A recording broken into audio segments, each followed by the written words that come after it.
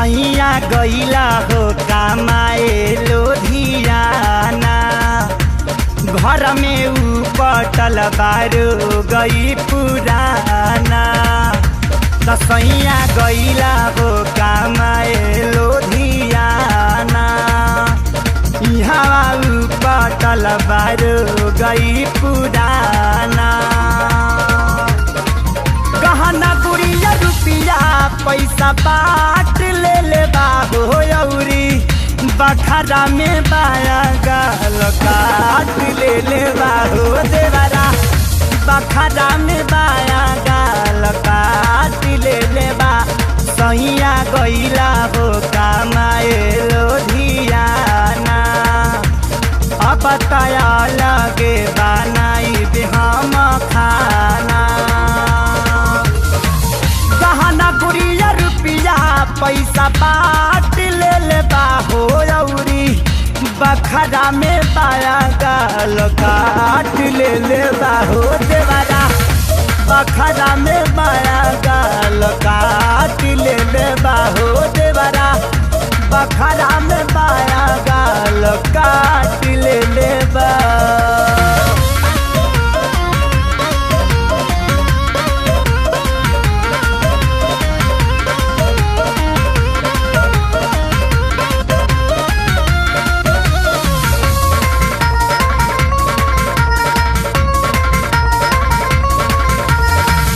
कहता कियो घर लेला दे हवा नहीं मुसर।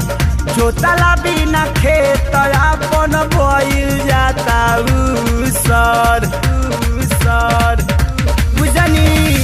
कहता कियो घर लेला दे हवा नहीं मुसर। जोतला बिना खेत अपन बोइल जाता उसर।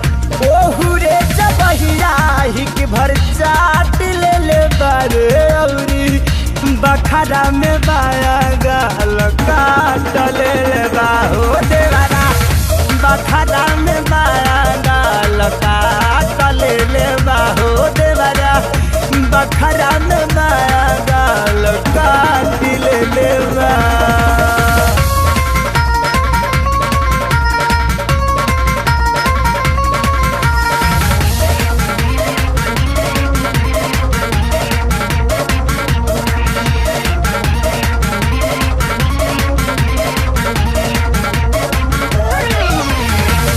एगो हिस्सा देले बावे टूटा ही पलानी। फूटल बा कठौतियों में पैसे के लाटा सानी सानी सानी। राजा एगो हिस्सा देले बावे टूटा ही पलानी। फूटल बा कठौतियों में पैसे के लाटा सानी। बढ़िया बढ़िया बरतन सारा छाट ले बाहो अउरी बखरा में बाया गाल काट ले बाहो देवरा। बखरा में बाया गाल काट ले बाहो देवरा। बखरा में बाया गाल काट ले बा।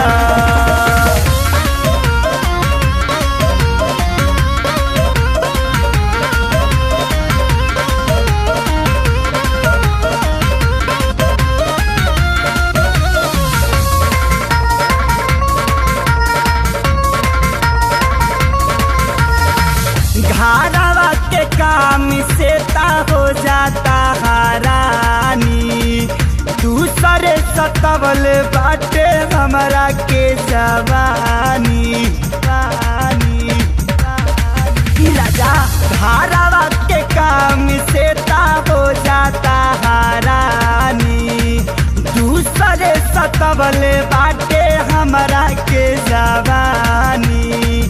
कृष्णा खेसारी जी के साथ ले बाहो अउरी बखरा में बाया गाल काट ले बाहो देवरा। बखरा में बाया गाल काट ले बाहो देवरा। बखरा में बाया गाल काट ले बा।